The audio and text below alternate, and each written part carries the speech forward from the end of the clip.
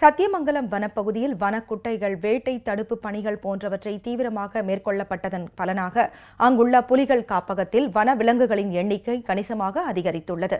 ஈரோடு மாவட்டத்தில் உள்ள சத்தியமங்கலம் வனப்பகுதியில் 1,04,000 ஹெக்டேர் பரப்பளவில் புலிகள் காப்பகம் அமைந்துள்ளது.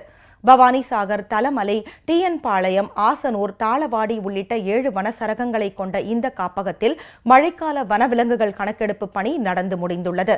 முதலமைச்சர் செல்வி ஜெயலலிதா தலைமையிலான தமிழக அரசு வனவிலங்குகளை பாதுகாக்கும் வகையில் அதற்கான பல்வேறு நடவடிக்கைகளை மேற்கொண்டது. குறிப்பாக வனப்பகுதிகளில் வனவிலங்குகள் வேட்டையாடப்படுவதை முற்றிலுமாக தடுத்துதல், தடுப்பணைகளை ஏற்படுத்துதல், நீர்க்குட்டைகளை அமைத்தல் போன்ற பணிகள் முழுவீச்சில் மேற்கொள்ளப்பட்டன. இதன் பலனாக தற்போது சத்தியமங்கலம் வனப்பகுதியில் வனவிலங்குகளின் எண்ணிக்கை அதிகரித்துள்ளது. குறிப்பாக புலிகளின் எண்ணிக்கை கணிசமாக உயர்ந்திருப்பதாக வனத்துறையினர் தெரிவித்துள்ளனர். புலிகளினுடைய எண்ணிக்கை இந்த பகுதியில் அதிகரித்திருப்பதற்குண்டான வாய்ப்புகள் அதிகமாக இருக்கிறது. அதனுடைய கால் தடங்களும் எச்சங்களும் ஜாஸ்தியாக இருக்குது.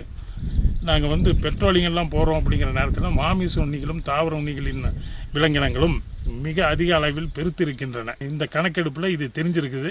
7 நாள் நடந்த வனவிலங்கு கணக்கெடுப்பில் 3 தடவை நாங்கள் டைகரை பார்த்துருக்கோம். போன வருஷம் இந்த வருஷம் டைகர் அதிகமாக இருக்கிறதுக்கு நாங்கள் ஃபீல்டில் கண்கூட பார்த்துருக்குறோம்.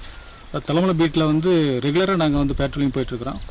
ஒவ்வொரு நாளும் டைகருடைய பக் மார்க்கு, அதனுடைய எச்சம் எல்லாத்தையும் நாங்கள் மார்க் பண்ணிட்டு வரோம். அப்பப்போ டிஎஃப்ஓவுக்கு நாங்கள் ரிப்போர்ட் பண்ணிடுவோம் ரேஞ்சர் மூலமாக. இப்போ இந்த வருஷம் போன வருஷத்தை விட இந்த வருஷம் அதிகமாக டைகர் இருக்கிறதுக்கான வாய்ப்புகள் அதிகமாக இருக்குது. நிறையா கண்கூட பார்த்துருக்குறோம்.